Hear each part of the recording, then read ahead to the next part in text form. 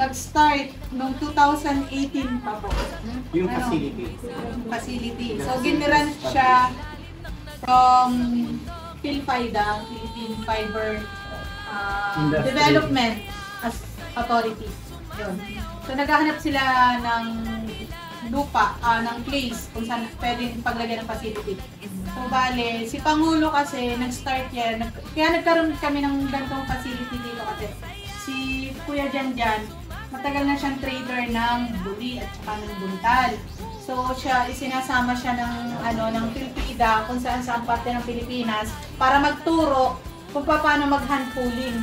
Yun yung pagkuha mag-extract ng fiber from paklang ng buli. Dalawa yung kanilang ginagamit na raw materials. Yun nga nabanggit kanina, we have the raffia. Ito naman, kinukuha namin to sa Padre Burgos kasi hindi pa namin kayang mag-extract ng ganito kasi kukunti nga yung manpower.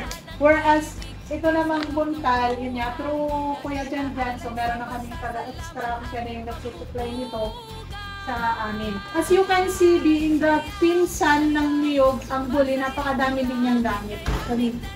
Sa dahon niya, ginagamit siya as pinting, ginagamit siya as sintats, yung mga sombrero, bayong, banig, yung kanyang fiber, yung tangkay, may pakinabang din. So, napaka-swerte natin kasi dito sa Quezon, ay madami tayong pinagkukunan ng buli. I-embrace yung pagbabago.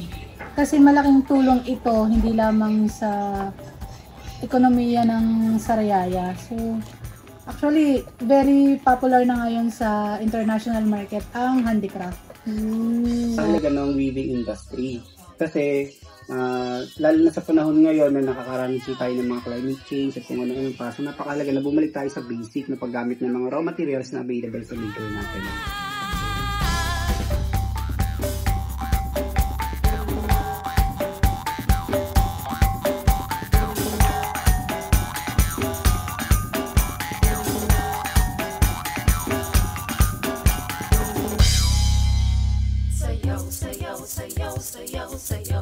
Sumasayaw ang langit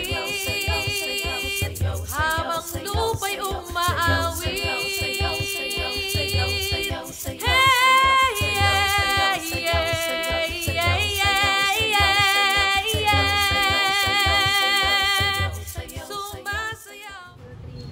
Bakit po sikat ang pinagong sa Sariaya?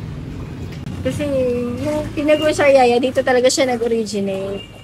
So, yun yung mga dinadala naman ng mga sariyayahin pag umuwi sa ibang lugar, pasalubong. Yung iba, may mga naging maninindahin, dumadayo, may mga tiyangge. Yun yung kung ano yung produkto dito sa Sariaya, dinadala nila sa ibang bayan. Kaya,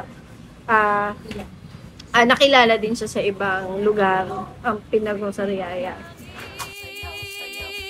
Habang lupa'y umaawi.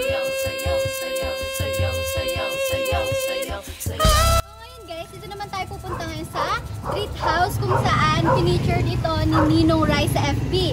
Check nyo na yan. Itatry namin yung famous na pansit nila na tinatawag na pansit hotcha.